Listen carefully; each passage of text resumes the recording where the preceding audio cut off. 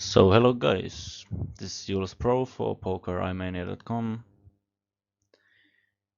and as Arnmets mentioned on the chat earlier today, this will be the session review of a €200 heads up MTT I played. I think it was last weekend maybe, and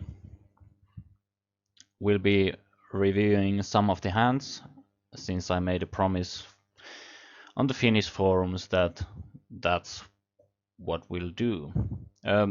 This was hyper turbo, so the matches actually are not that long.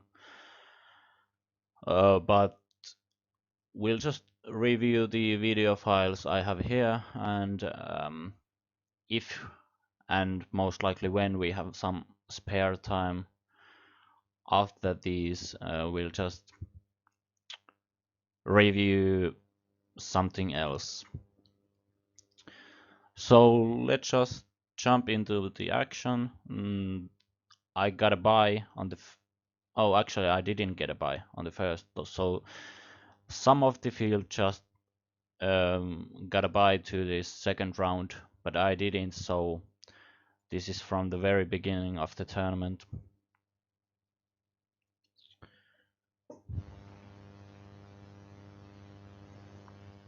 So he limped his first button, so most likely going to be recreational, and after limping he bets three big blinds into a 2 big blind pot, so we most likely have a pretty good customer here, and that's why the blue label appears.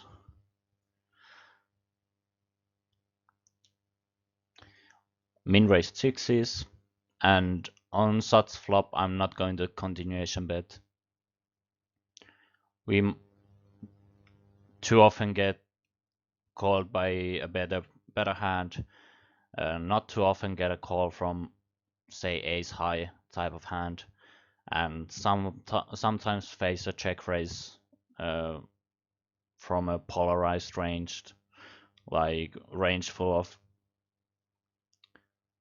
draws and some better reals than ours, and we really can't do anything about all against check raise. So I'm just going to try to check it down pretty much.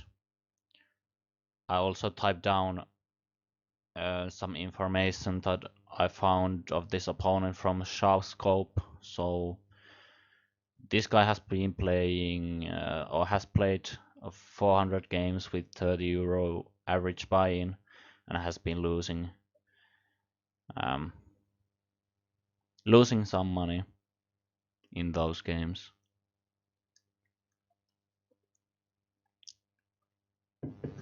Now we face a riverbed. I actually don't know about this one. He should have a king a ton, but since he's bad, I think I'm just going to call once.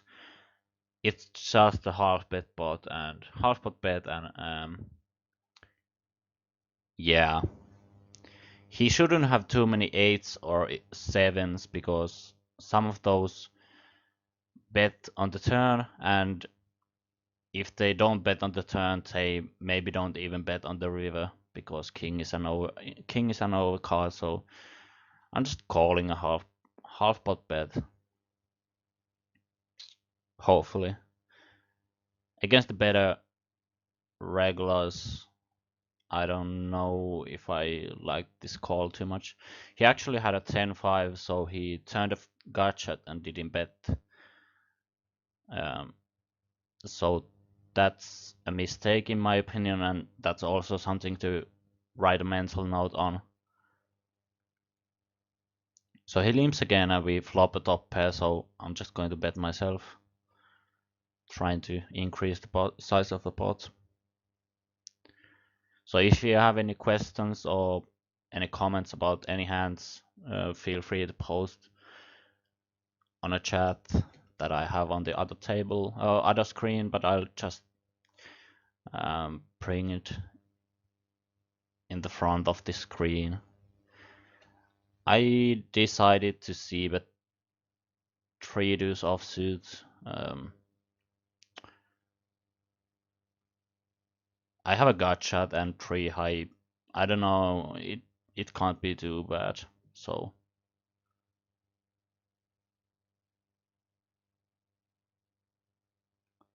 even though that's a flop that I don't see bet too often on.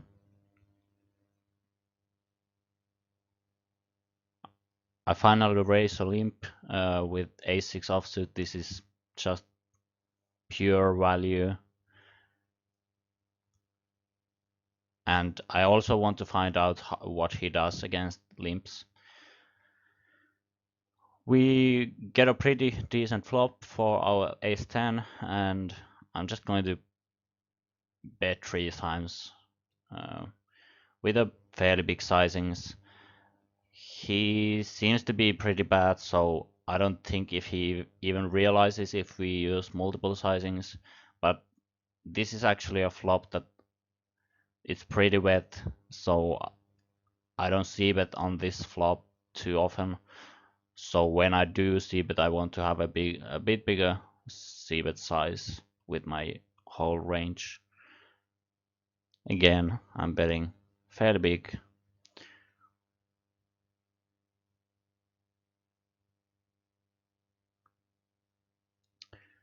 Not the sweetest of run outs, but you can't do too much about that. Then he actually dunk bets the river. This is a funny spot where he usually should have a 10, but just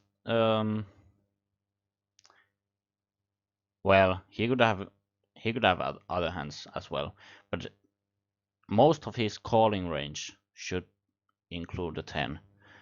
So I'm always raising, obviously, because we have the best possible hand, but I'm not willing to raise too big because this is a spot where I don't bluff too much. So if he has some kind of like two pair or a set or something silly that he does want to call with, we want to give him a pretty good price to do that.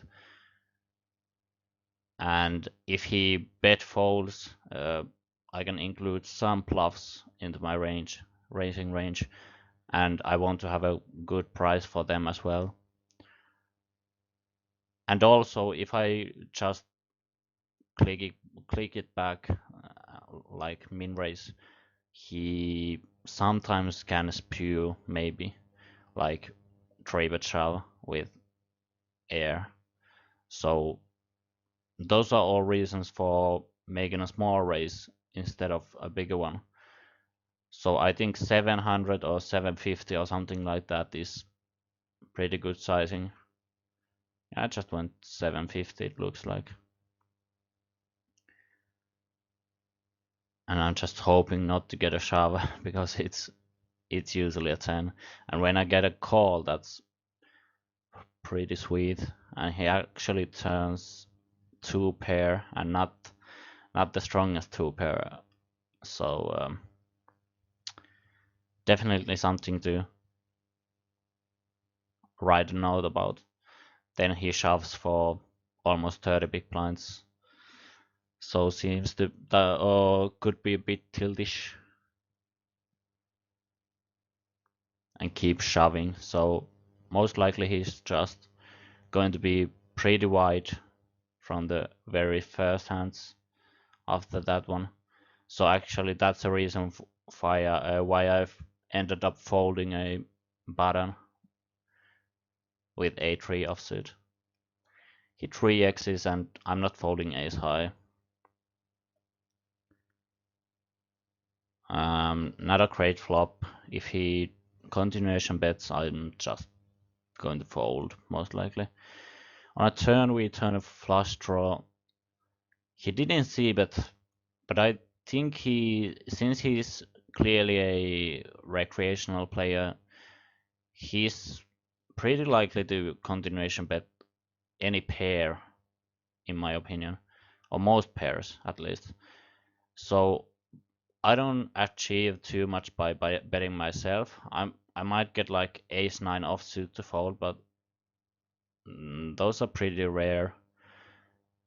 So I think checking here is definitely fine option, and trying to see if we realize our equity or hit a flush or straight for free. Oh, we're gonna obviously call some bets on the turn. We do get a fourth spade on the river, and once we do so, I think betting is better.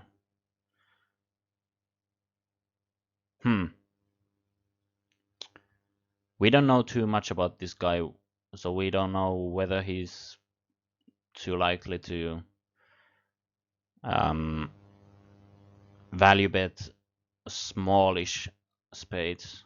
Let's say he has seven of spades. We don't we don't really know if he's going to bet those, and we don't know if he likes to bluff too much.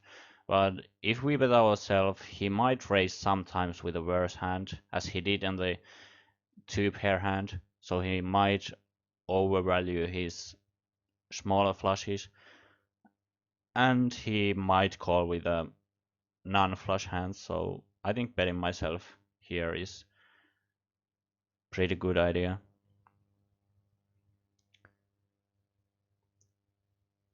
And against the station, I just make another station, but against a bad player, I just make a fairly big bet, and he min raises, so I'm just going to shove after a little bit of thinking or tanking.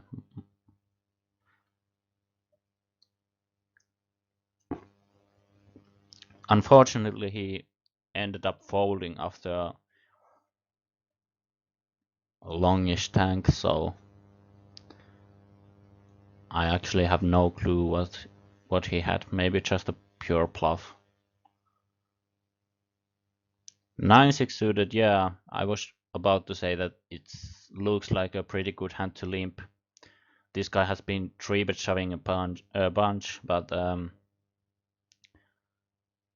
he might not raise over limps that much. He might, but it's pretty good hand to find out. And we flopped the universe, so I'm just going to limp bet, and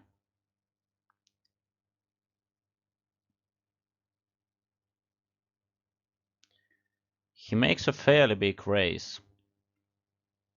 So clearly our hand has a very good equity versus just about anything. I think against raise this big, we don't have too much fold equity. He's either gonna have a strong draw himself, which we obviously would not like, or he's gonna have some kind of pair then, and he's not gonna fold those versus a 3-bet shove. So I prefer calling here. In some cases we get free river cards, and yeah, that's maybe the best reason for just calling. And then again, if the turn comes like a 10 or 8 and he shoves, we can still fold our hand. Deja asks whether there are normally heads-up tournaments on stars.fr or only special occasions. There are both daily and weekly heads-up entities, but those are small ones. Those are like couple, like 20 or 30 euro events, maybe 50 euro. I don't know. I don't play those too often. I mostly just, or pretty much only play the a special occasion once. But yeah, I'm just going to call this raise, I think, because of his raise size. If he went to 180 or raised to 180, then I could maybe 3-bet shove because I would assume to have a bit more folding equity.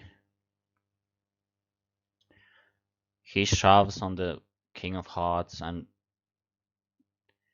we just don't have enough equity to call here. He's never bluffing too, so yeah, folding is the best play here. We don't fold too much equity either when we play it like this, so because he's gonna have stronger draws and some reals, and when we just call the flop and we actually improve our hand, we pretty much, or fairly often, I don't know if always, but fairly often just get it in with a very good equity.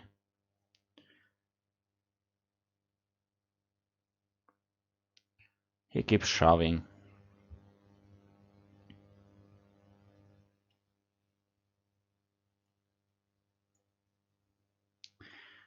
Not too nice of a flop, so I'm not going to see, but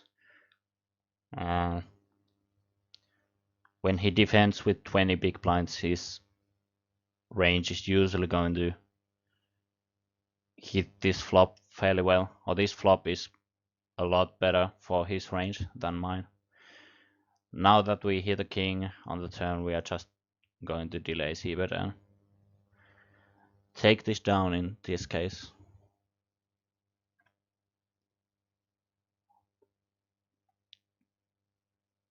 Yeah, keep shoving. This is actually a last hand of the match, so very easy raise call. And he actually had a real hand this time. But we win this flip. And as you can see, this one was actually a super knockout MTT, so each opponent you knock out, you get 95 euros. So that's pretty sweet.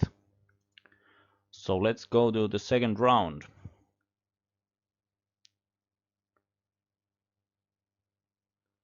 So here we go. Tanking a bit, so probably just searching for the opponent from the shark scope. Yeah, typing some data down. This guy was actually I don't know why I put the negative mark over there, but he was actually winning almost 8k playing mid stage or low stakes MTTs, low to mid stakes. So some type of MTD regular,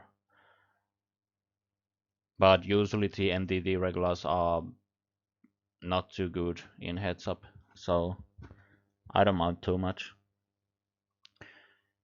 Ace-6 I defended pre and also called flop C, but I have ace high fairly often the best hand.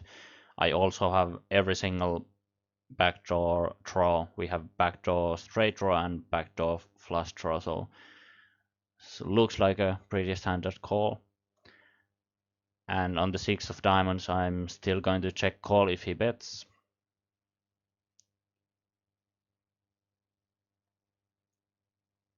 He doesn't. Now on the river 7,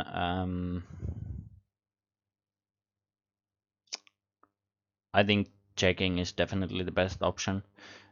He's going to see bet 5s and 4s too often. When he doesn't bet the turn, he's not going to have too many 7x or 8x hands. Those would actually those would usually have a pair as well. So if he had like king 7 or king 8, I think he would have bet himself. So I'm just going to check and see what he does.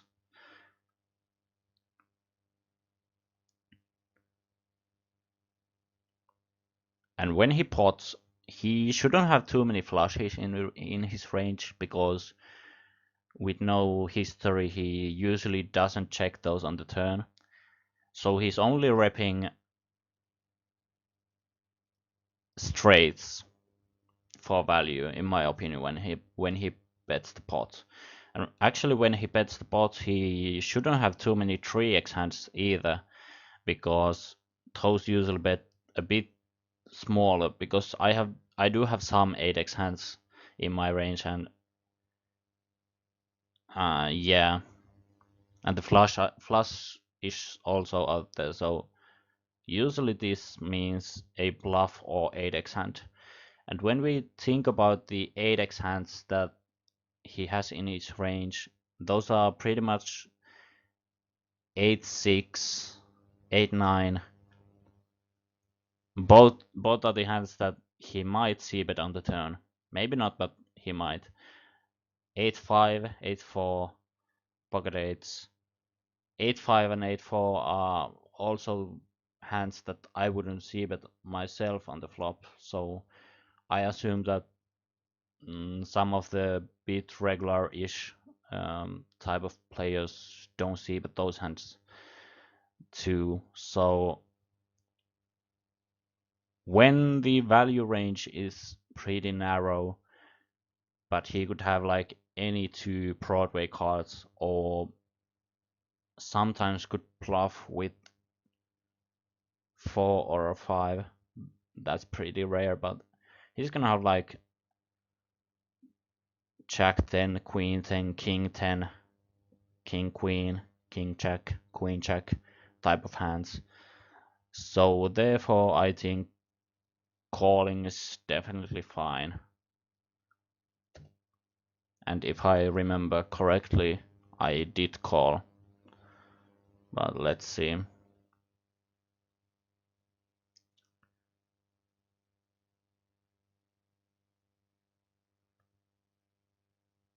Yeah, and he actually had the Jack 10, so that went fairly well.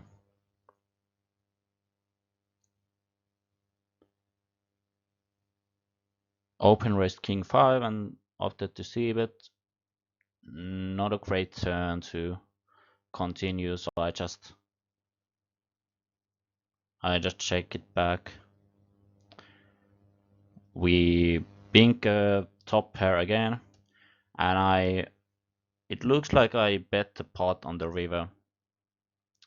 This is again a spot where we don't rep too much.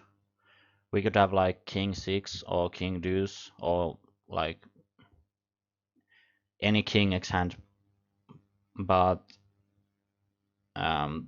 again, the number of those combinations compared to the random bluffs that our opponent could imagine us having is pretty low.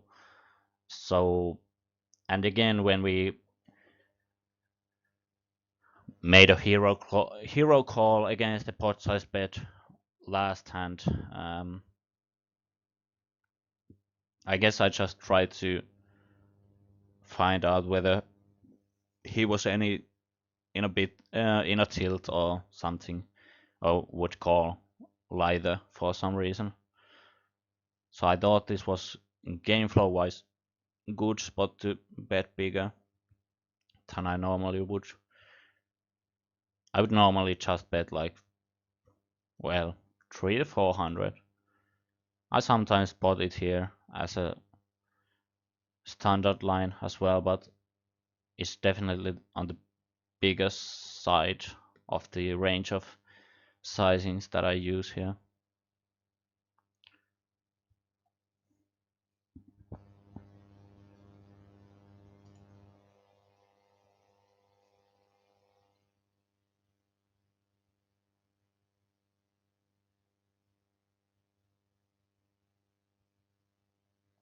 Yeah, and Armets pretty much says what I just said. Uh, let's show the chat for you. So yeah, Arnimet's pretty much said what I said myself. So yeah, and 200 is definitely too small for, in my opinion. We just don't have enough value hands there if we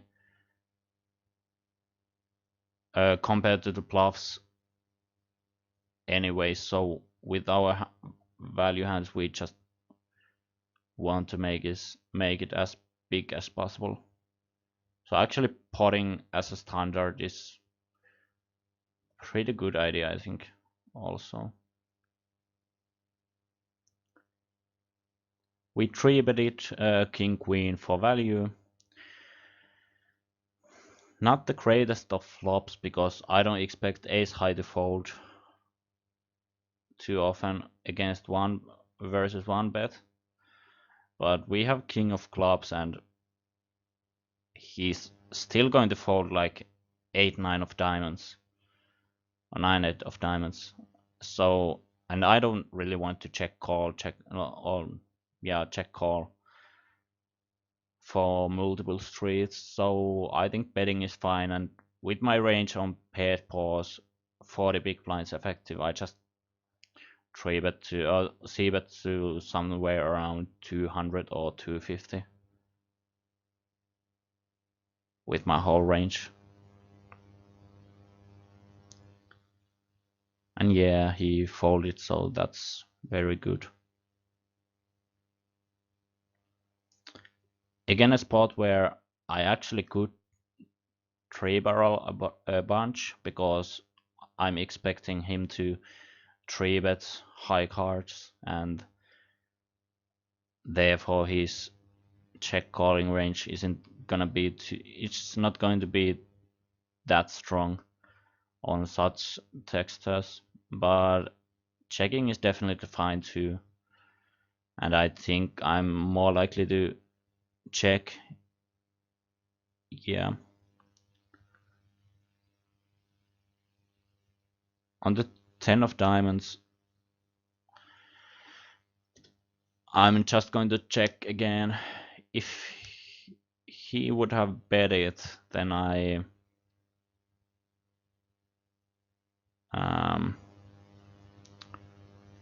depending on the sizing, I would have either folded or called. Most likely just folded, even though we turn a gut shot. But now I'm just trying to take it to the showdown. And yeah, again a hand that I would expect him to bet himself on the turn. So again, time for a note. If he doesn't bet hands like this, he's gonna bet mostly for, or almost purely for value in that spot. So definitely something to, which would make our king high call on the turn very bad. So definitely mention worthy or noteworthy. We flop 2 pair.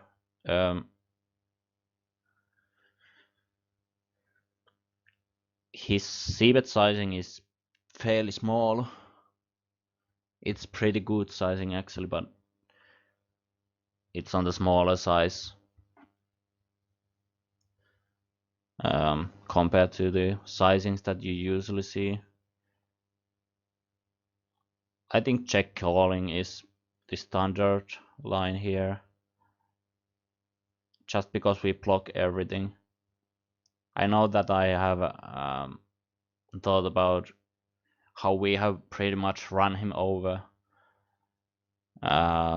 with our aggression so far, so he might be on or might go broke later, but we pretty much block every hand that he can continue with, or we block the range pretty much. So I think check calling is the best.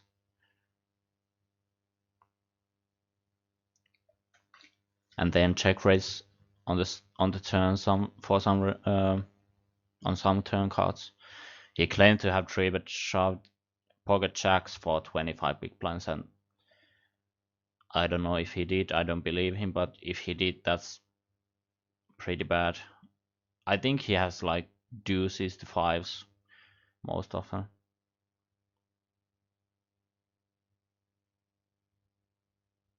Top pair again. Definitely just going to check call here. And as we are lucky, we turn to pair.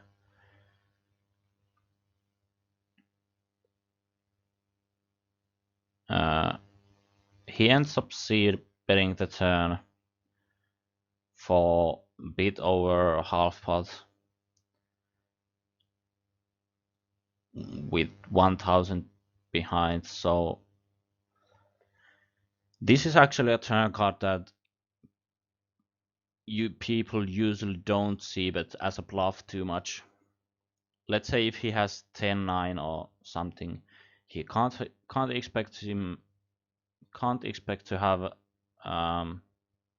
too much fold equity on such turn, because if I want to check call on the flop, there are not too many hands that I have that are going to fold on this turn card. So when he c-bets, he's usually gonna have something. So I think I want to check raise here because I'm expecting his range to be a bit stronger than, or strong enough for me to check raise here. Now it's just whether I want to check shove or raise smaller, and I think check shoving is pretty sweet. There's some draws on the board, and even though we don't have too many draws in our range, he doesn't know that, and I'm not going to check raise fold in this spot ever, so I might just as well shove here. So hopefully I have done that.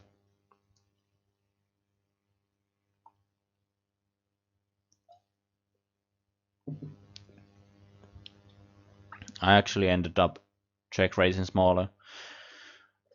Maybe because I thought that if I had draws, I would use the same sizing just because this looks stronger. So, but still, I'm not check raise folding here, so I don't like it too much. It's not a big difference, but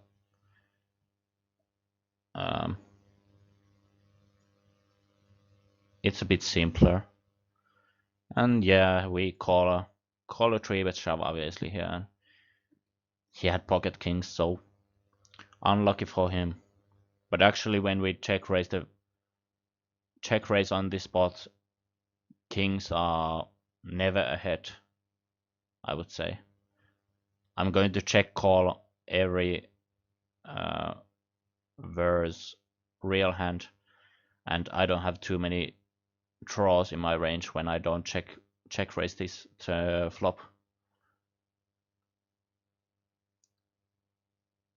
But yeah, he just didn't want to fold kings. Then round 3. This is actually in 2 parts because there's gonna be a break soon. But yeah, this Norb guy was some type of MTT regular.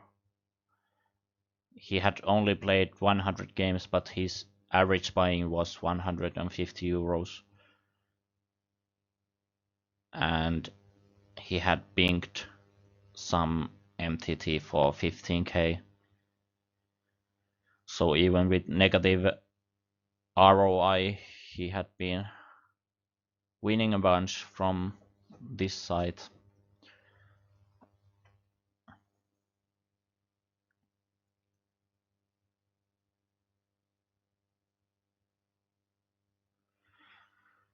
I check called on the flop, and I actually don't like it too much. When he c-bets this flop, he's gonna have a bit stronger range than usual when he's c-betting. I think he's gonna just give up with many hands. So I think check folding is best. Even with a gut shot, I think check folding is the best option here. Obviously, I'm just pretty much floating here. So betting the rivers myself and check raising some turn cards. So this ace could actually be or would be a pretty good card for me to raise on. We do have some equity almost always. And if he has some type of bluff himself, this ace is actually a card that I do expect him to bluff on. So I would like to see myself check raise here for around 700, 750 chips. But I do remember that I just check folded, so not the greatest hand I have played. Potentially two mistakes.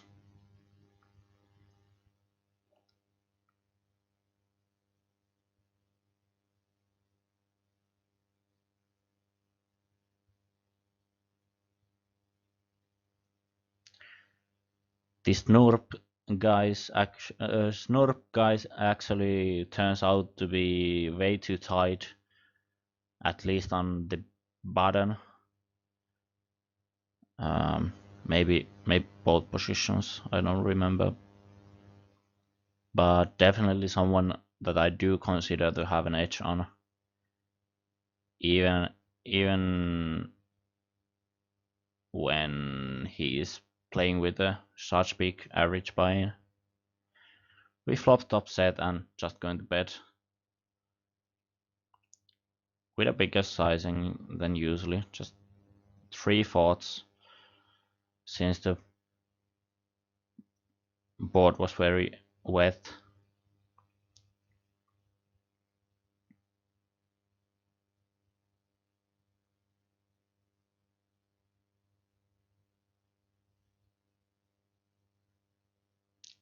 This was also the bubble of the MTT. So if we win this round, we are in the money. So I'm expecting some of the weak players to be a bit too tight and a bit too cautious. But obviously you shouldn't think of the, you should always just go with the cheap EV whenever you play heads up, or pretty much always. On this turn against the missed c-bet, I think betting is fine. I get him to fold like ace x hands and some hands like that. So I think betting is fine, and I'm going to barrel on some cards also. Ace is actually pretty.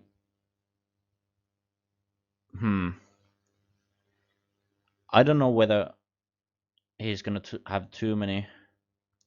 He could have like ace of spades that would want to check back and then can call the turn.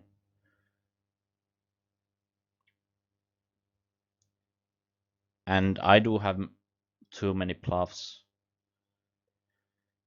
in my range for me to bluff on such bad card. I think so. I think checking here is the best option. He can just call with any jack, and yeah, I don't know whether he would have called with the 10-7, but that's a pretty standard hand or pretty standard line for him to take. Yeah, so for after 14 hands, he has been playing extremely tight.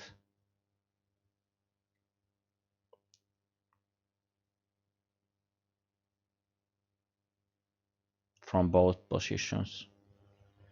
Against half pot C, but I'm just going to check call.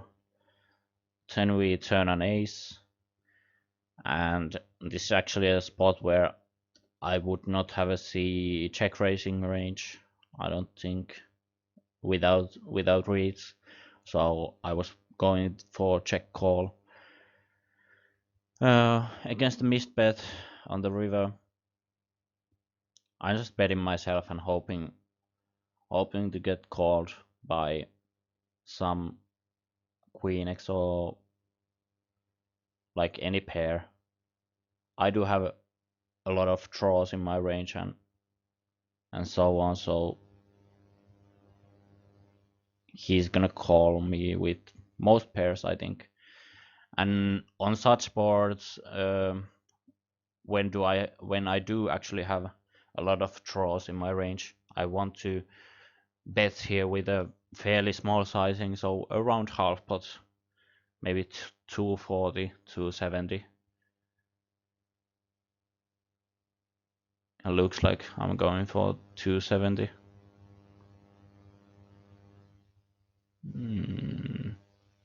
Now, for some reason, I bet bigger. I don't know why. Don't have a good reasoning for that.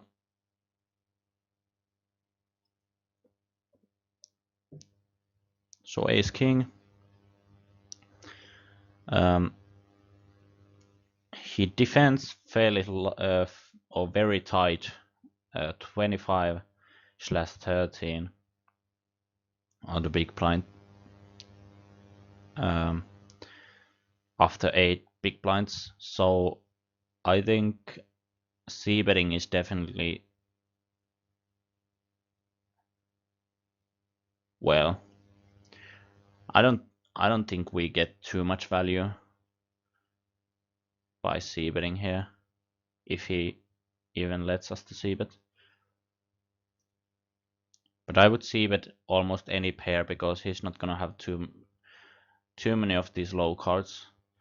Although he has been folding maybe once or twice out of 1 or 2 times, so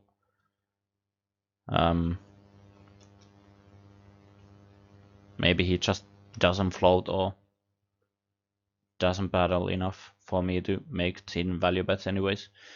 On the turn, when the 7 pairs, this is actually not a spot where I assume him to bluff too often, but just in case, just if he does, I think ace king high is too strong of a hand to fold. Oh yeah, so I'm just calling once.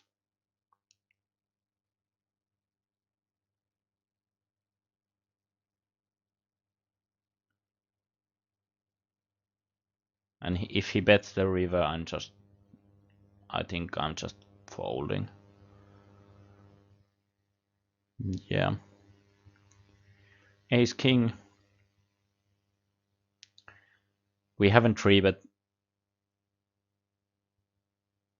in this match before, but ace king is still a good hand to 3-bet in my opinion.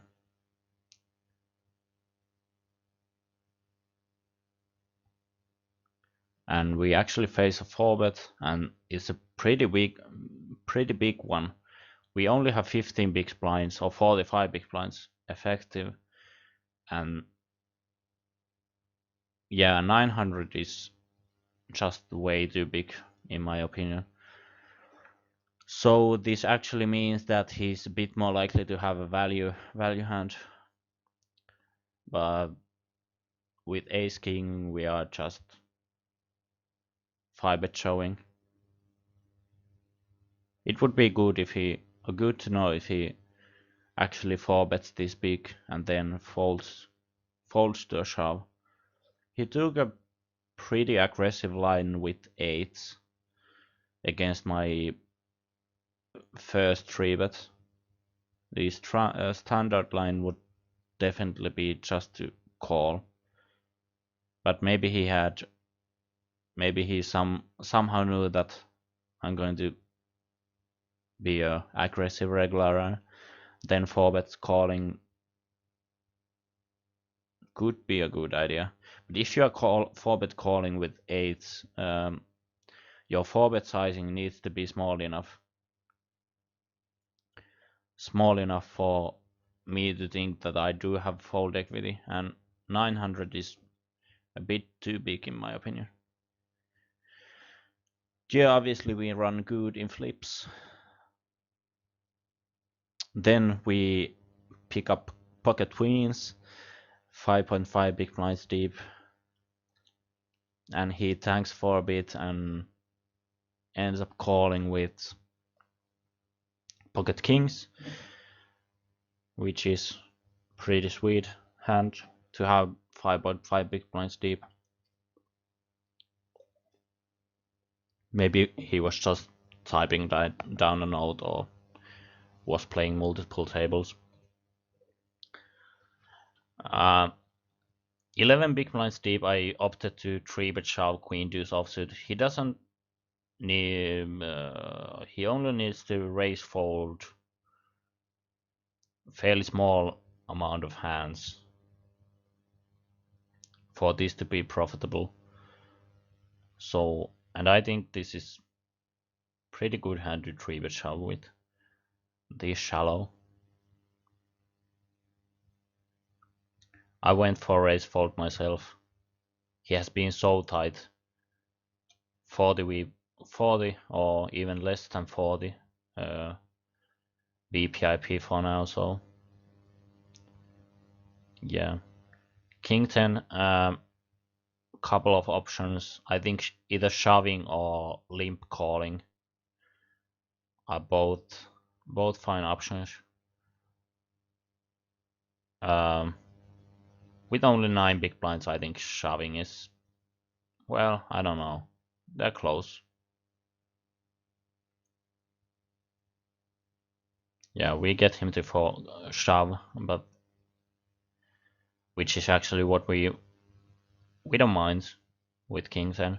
But this time he happened to have a dominating hand over ours.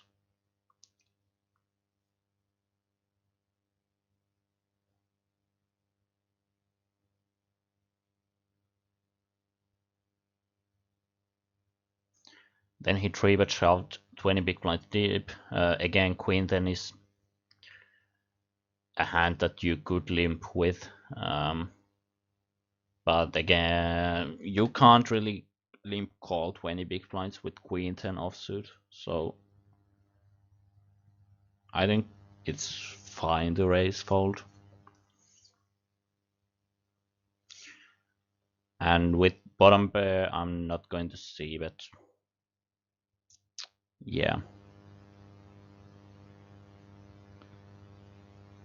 On the jack of spades, if he bets here, depending on his sizing, I might want to call here. I do have a pair and a gut shot and one overcard. And he definitely can have a lot of draws here. Jack is a card where I don't expect him to bluff too often.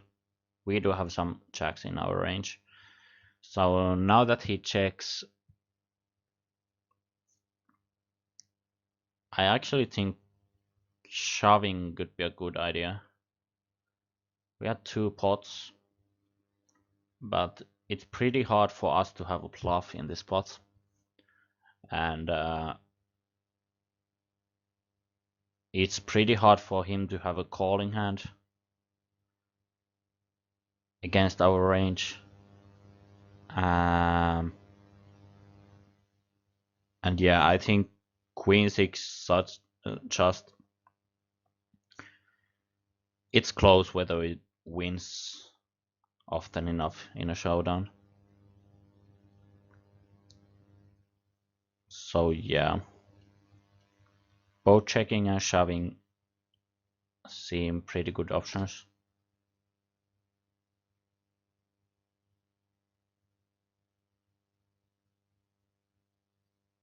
But yeah,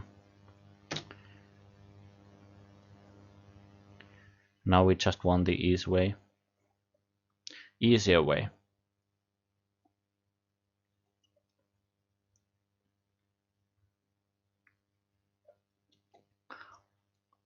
Now that he doesn't see bet the flop,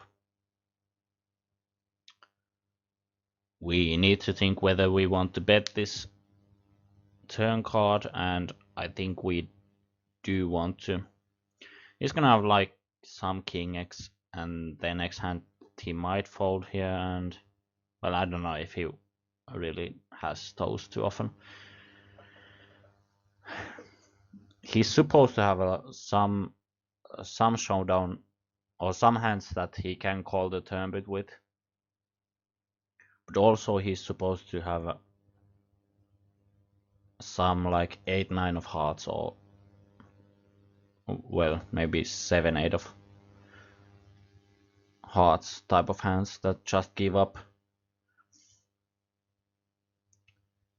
And I don't like other options too much, so I think betting here is fine. I think it's just that with 70 big blinds we don't have too many hands that we can actually bet here and then face a raise, so he might just raise here with very wide of a range. That was the end of the part 1 of the match. Oops, wrong video player.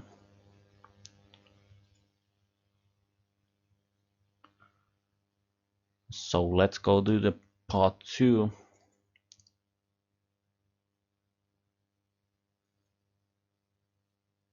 I didn't find it with the software I recorded these matches. I didn't find a pause button.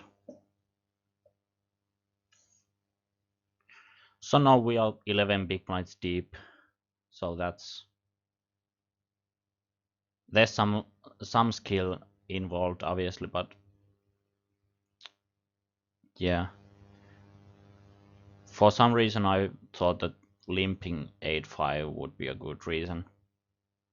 A good play.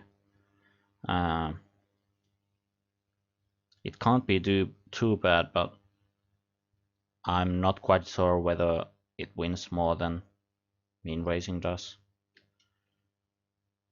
Now I'm just limp betting myself.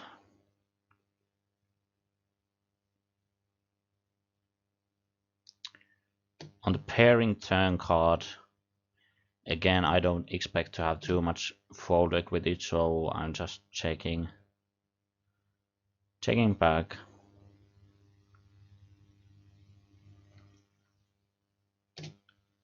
Yeah, if he a lot of the times 10 big blinds deep, the one pair hands do check shove over the limp bet, but if they don't, they are often just the 4x or 3x hands, so it's a bit too likely that he turned the trips.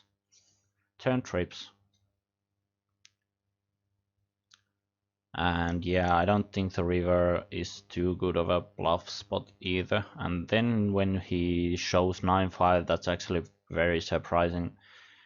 I don't know why he wants to just check call the flop when he has open ender and we have a very wide range of hands that he actually can get to fold by check shoving. So definitely a mistake by his part, I think. Pocket fives, 12 big blinds. Sixes I would mean raise call, I think, but fives are just a bit too weak for that.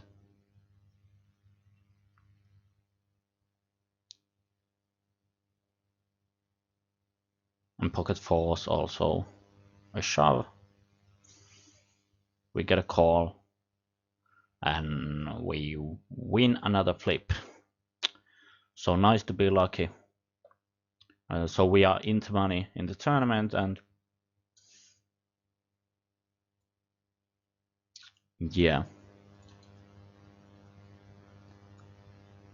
So for the round 4,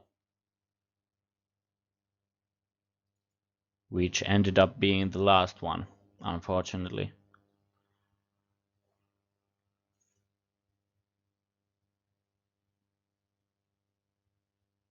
Bit of a spoiler alert, but yeah.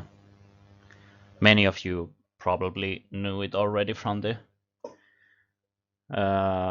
thread I opened on the Finnish forum about this tournament. So let's see if there are any interesting hands in the final match.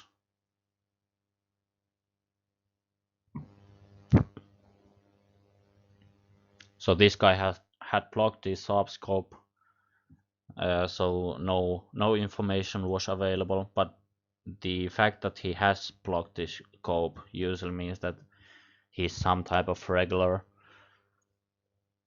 because more often the better players do not want to show their stats compared to the recreational players.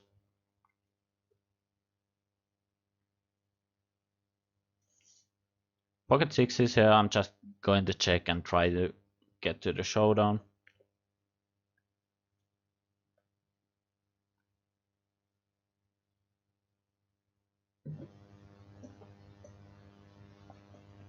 Against the turn bet,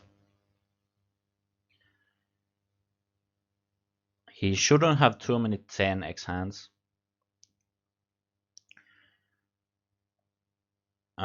Maybe he has like some 8s, but not too many of those bet either in this pot.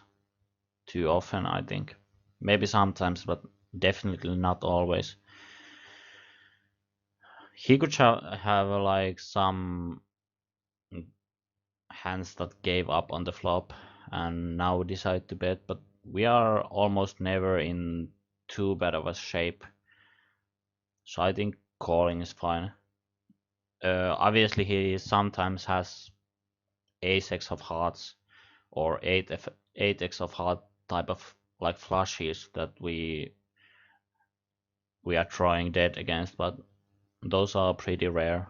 So with such good price, I'm just check calling.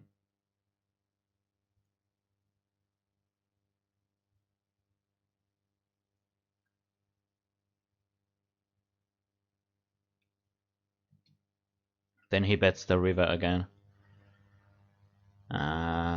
Some of his bluffs made a straight, or and he still has some of those flushes, and I just can't come up with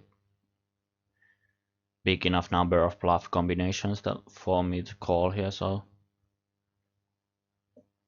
I'm just folding.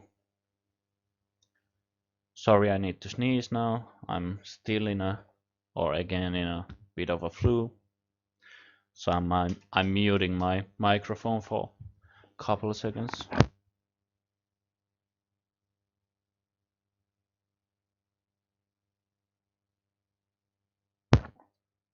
Yeah. Yeah.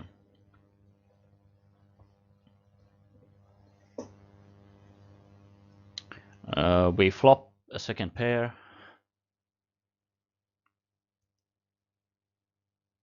Which is a hand that I do not want to continuation bet with no kicker. Turn pair says jack. If he call bets, I call definitely. But if he checks, I think I do want to bet here. He's sometimes calling with ace-x hands, so they might be just enough value for us to bet here. So yeah, I'm betting small, maybe 100 or 125 or something. Yeah.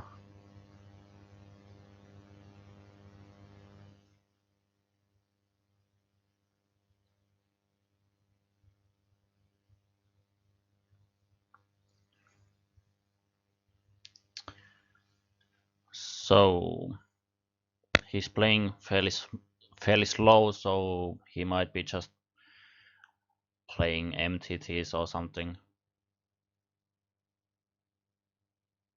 I don't know these PokerStars.fr regulars too well, so he might be some MTT regular I just have never heard about.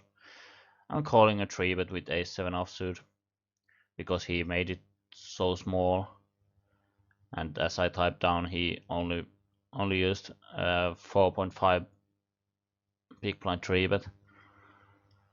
Then he makes a smallish c-bet, definitely not too small as a default strategy. I think it's on these paired boards, you definitely can use smaller c-bets, so I don't consider it to be a league or anything, but it just gives me a fairly good odds to call here, so I'm calling. I do have a ace high and 2 overs and a backdoor straight draw, so good hand. But then, if I remember correctly, he half pots the turn, and then we just even bet bigger than half pot. We really can't do anything or too much with this hand. And I do not have to be worried about calling once and folding a second time with ace high, because I'm gonna have a bunch of very big number of better hands that I can continue on the turn. And ace 7 is pretty much the bottom of my range when I call the flop, and uh, yeah.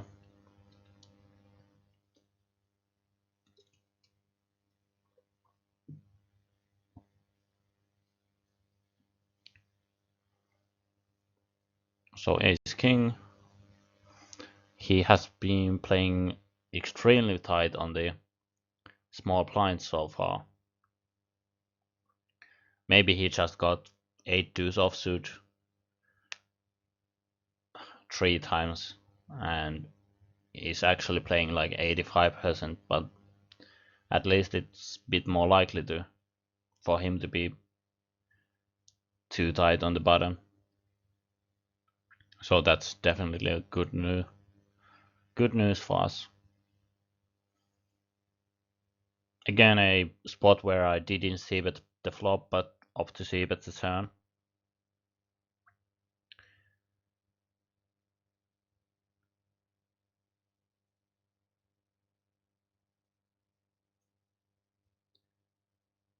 Even though he has been fairly tight for 4 hands, I think 3-betting ace queen is a definitely the best option here. Just because the ace queen crosses the 25% range and the number of hands is very small, so now it went up to 40. So if he keeps main raising for a couple of hands in a row, it will go up to uh, decent numbers.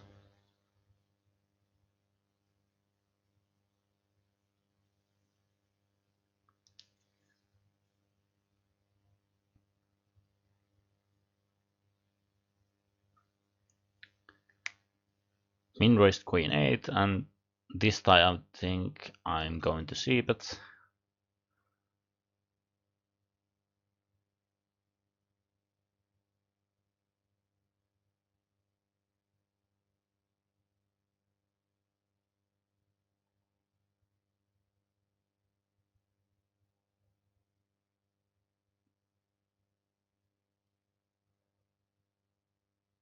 I opted to show my VIP status or VIP status, that is Chrome star or Silver star, I don't, maybe Chrome. Uh, just because um, I don't play on stars.fr too much, so when a regular seats me or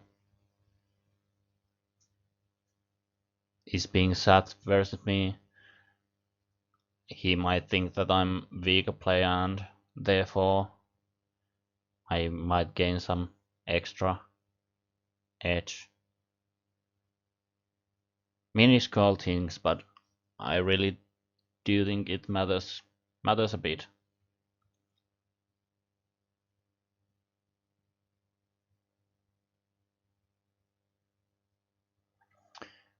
Again, versus a check, I think betting myself on the turn with a flush draw and one overcard is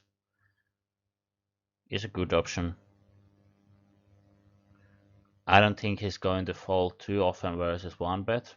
He might sometimes, but because he's gonna have some ace-x hands and some sixes, but there are a lot of river cards that I can just bet big and get him to fold the ace-x hands that are the biggest part of his range, in my opinion. Now that we get a flush, I'm definitely just betting myself because he's gonna have either the ace high or six or some type of weakish showdown equity hand most of the time. So, and those are not too likely to bet themselves against the check. So, yeah, I just want to bet, and I want to bet like 600, 650, I think, because I don't think it makes a big difference on this river card with his calling range whether we bet 450 or 650.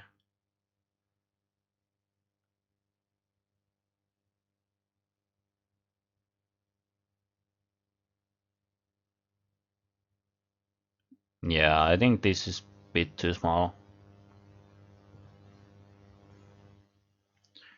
So he did call us, and he had an ace 8, so yeah, definitely has to call there.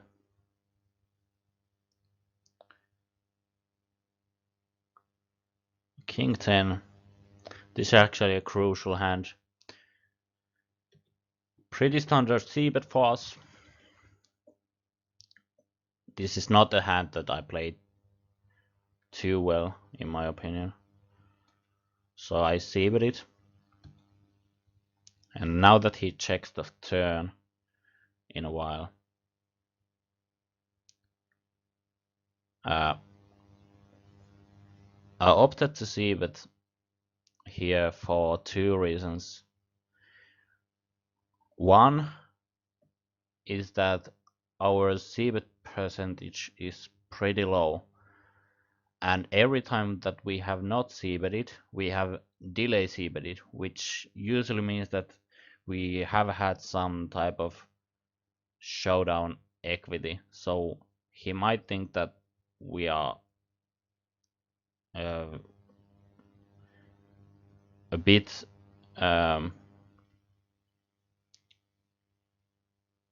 more likely to have air when we bet here after c-betting flop than we usually would. Second, actually, of the three reasons is that this ace turn card is fairly good for bluffing. So if we bet here on the flop and he calls with a range full of one pair hands, this ace is a overcard against all of them. And again, I don't think he's going to fold a king on the turn, but nines and fives definitely fold more often on this ace turn than they would on some of the other turn cards. So since this is a good bluffing card, I think I can have a fairly wide value range as well. So king thing it could be a bit too wide, but definitely not by a mile or anything. So yeah, I think it's doable, maybe. And the third reason is that he has been three betting for his three bet is 43%. So he's a bit more likely to three bet ace x hands pre-flop. So the number of ace x hands goes down enough for me to bet here for value, I think. So those are the three reasons that I see bet it to turn for. But now that he ends up shoving, check raise shoving after a while, this is just nasty. I think it's a bit too big enough for us to call here in real life, and even though that this is a flop that I expect him not to check raise too often, with even with a flush draw or gut shot type of hands, I think those are check calling often. And even though that he knows that we are going to see bet this turn fairly often, he's still gonna have some ace 5 combos and ace 9 combos that well, ace 9 he might 3-bet if he 3-bets really this wide, but ace 5 and pocket 5s and maybe king 9, king 5 type of hands that we block a bit, there are still pretty big number of combinations of those. So even though I think I came up with a lot of good reasons for betting and even bet calling here, in theory, in real life, I don't know if people bluff enough in this spot. They in real life they might check raise too often with their draws and might actually never bluff in this spot or close to never. So I didn't like it, but I ended up calling here because of the reasons I explained earlier. And yeah, he has ace 5, which is one of his most obvious value hands.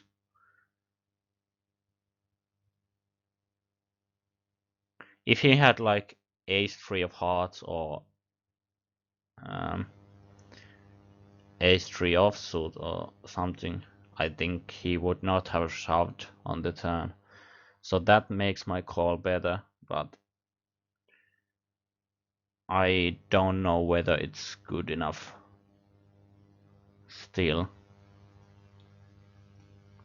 We can actually do a bit of calculation here. I'm opening a calculator. So if we rewind a bit,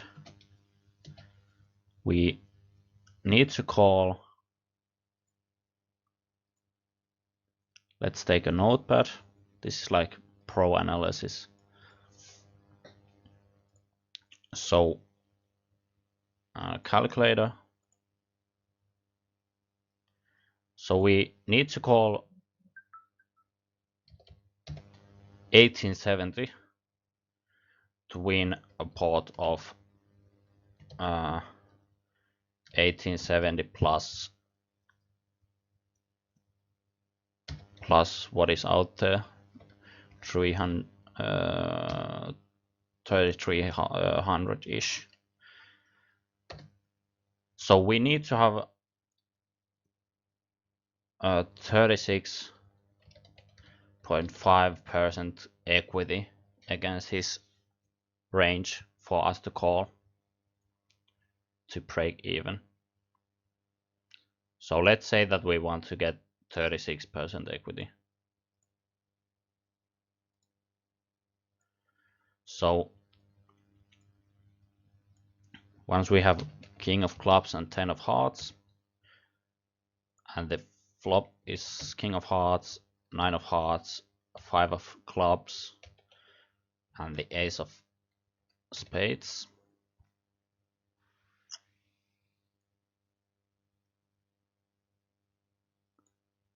Yeah. So once he doesn't 3-bet pre-flop, he's not gonna have too many of those ace-x hands. Well, he actually, yeah.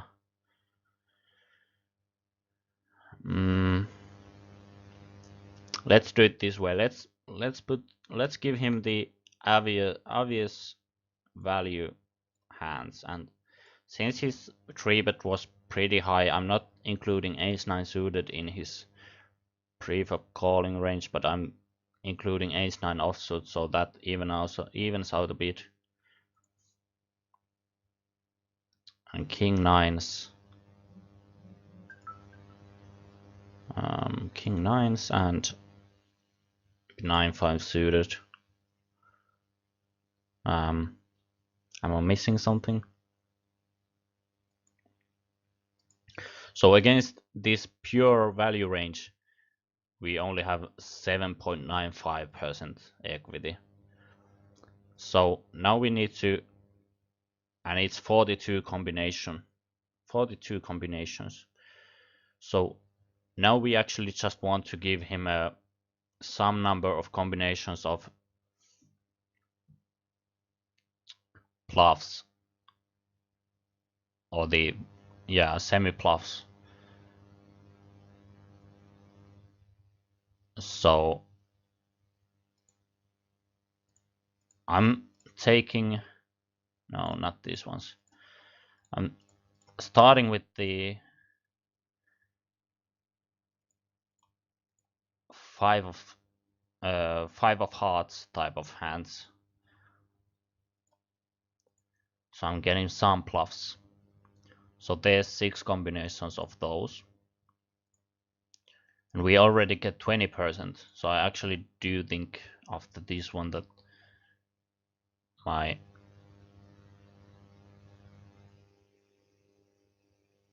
call is fine. Then I'm taking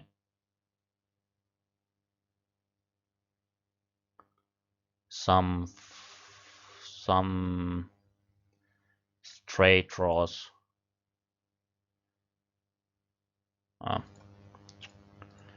I'm taking some flush draws with a straight draw. So all gut shots.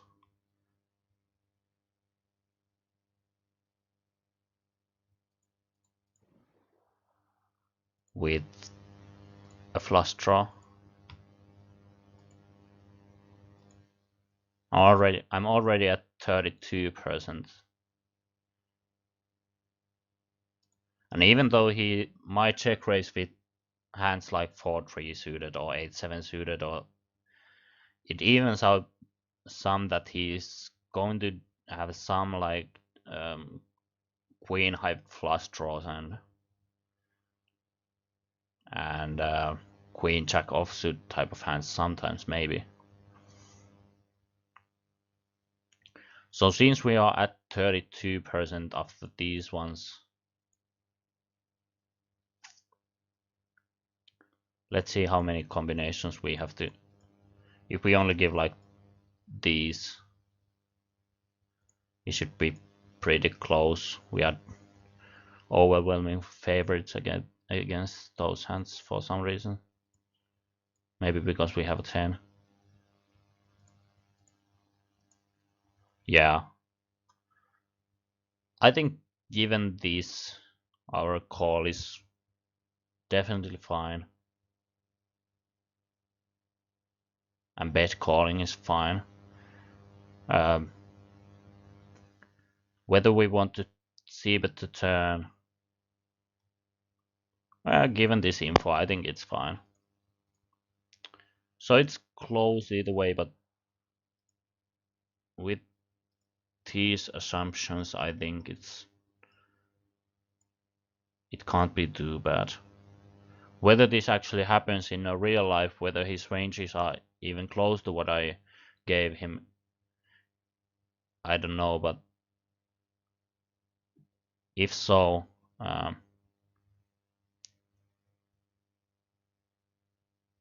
we didn't make as big of a mistake as I expected.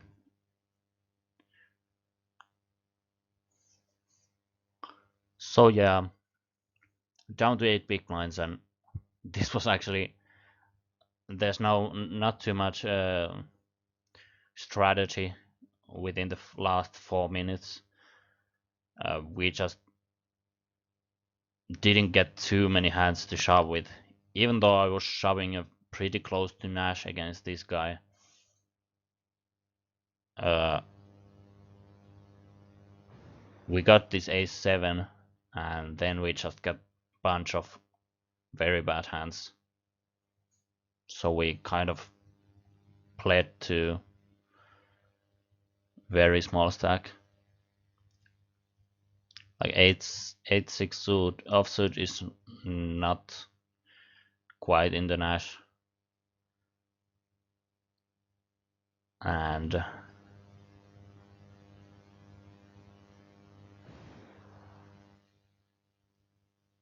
he's taking forever. This is quite just a bit too weak to call.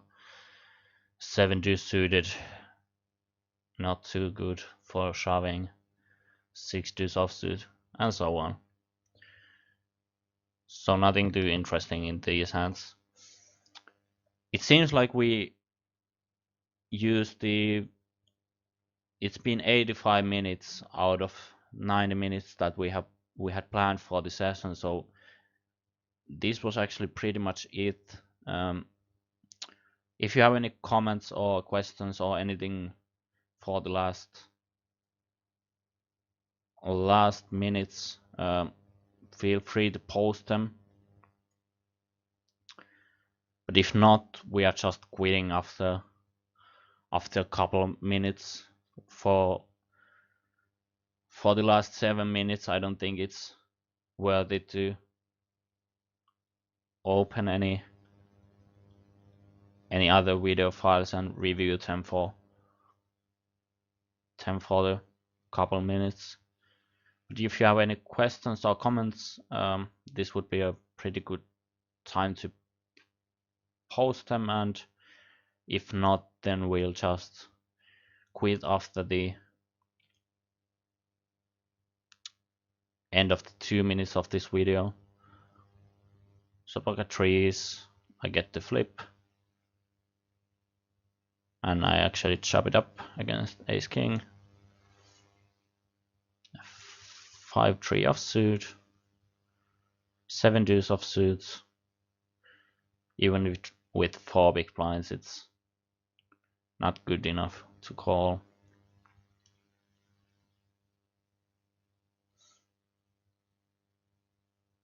10-5 offsuit is good enough.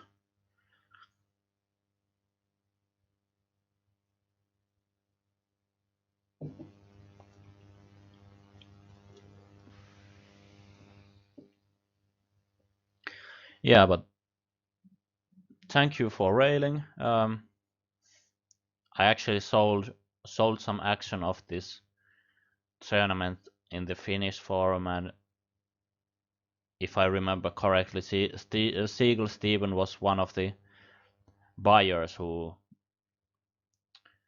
got a nice refund out of this tournament, since I showed some profit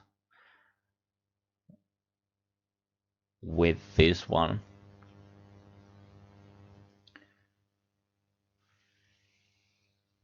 Yeah, and this one was the last hand for the tournament for me. Thanks for joining in. Thanks for railing. Thanks for the comments, and yeah, off for tonight, and I'll see you next time. Bye.